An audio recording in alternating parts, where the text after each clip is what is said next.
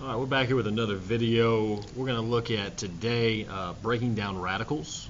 Okay, so we're going to break down some radicals. Now this can be done in the calculator, but we have to make you do these things by hand because that's the way they want you to do them on the EOC. So let me just kind of show you a few examples of breaking down radicals. So if you look at, let's say, the square root of 8. Okay, the square root of 8. What you have to do is you have to find the factors of 8. So factors mean what multiplied to give us 8. So what multiplies to give us 8 would be, like 2 and 4. 2 times 4 gives us 8. All right. Now we have to break down essentially the numbers under here. Well, 2 is what's called a prime number.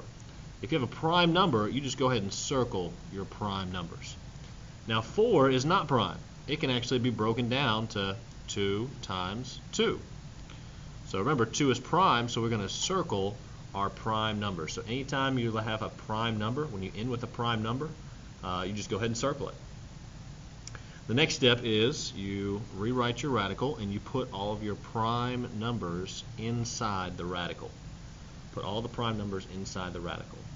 From here you want to look for pairs. A pair. A pair means 2. All right, so we want to find 2 of the same thing. Well, notice we have a pair of 2's right here. There's a pair of 2's right there. So what happens there is that pair of 2's comes out to be just 1 2. So that pair of 2's comes out to be just 1 2 on the outside. And what is left on the inside? Well, this 2 right here. So the final answer would be 2 radical 2.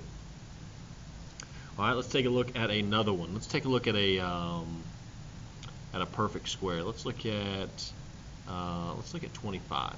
Let's look at 25, the square root of 25. Well, for some of y'all, you already know that the square root of 25 equals 5. Well, let me show you why it equals 5. Well, to get 25, it is 5 times 5. All right? Can 5 be broken down at all? What times what gives us 5? Besides using 1. And there is nothing. So 5 is actually a prime number. So we circle our prime numbers. And then from there, we follow the same process, put our prime numbers underneath the radical.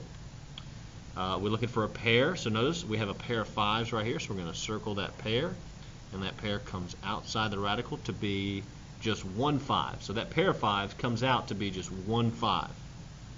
Now, is there anything left inside the radical when we take those 2 5's out? And the answer to that would be no. There's nothing left inside the radical after we pull the pair of 5's out. So that's why the answer is just 5, and it is outside the radical, so it's just a whole number. And there is nothing left inside the radical, so that's why we just put 5. Now another example of radicals is when we have a coefficient on the outside. So think about, if let's say I have a negative 3 on the outside. And let's say we're trying to break down, let's go 24. Let's go 24.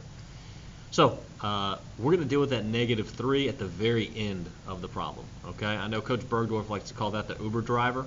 We're going to deal with the Uber driver at the very end. And 24 we just need to break down. So that's going to be, you can use 2 times 12, 4 times 6, 8 times 3.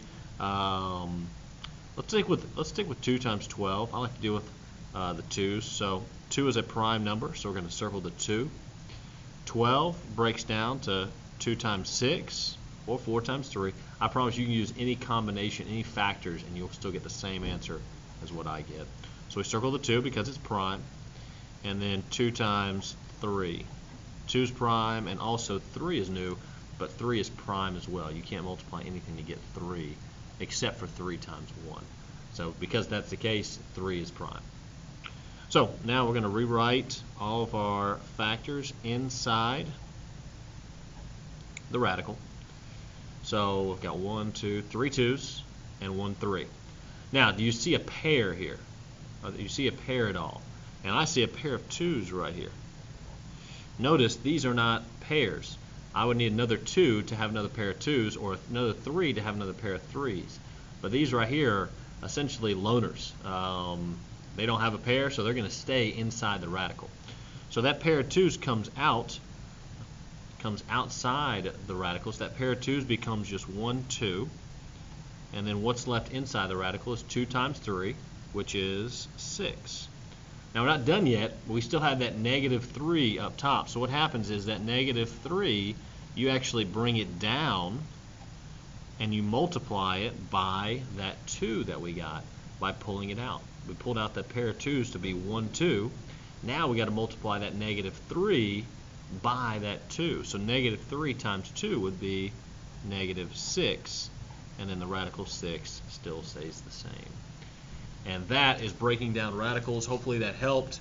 Again, if you have questions, feel free to comment or just ask your teacher tomorrow when you see him in class, or just come see me, Coach Damaris, in Freshman Center 106. I know Coach Bergdorf is more than welcome to help you out as well. All right, have a great day.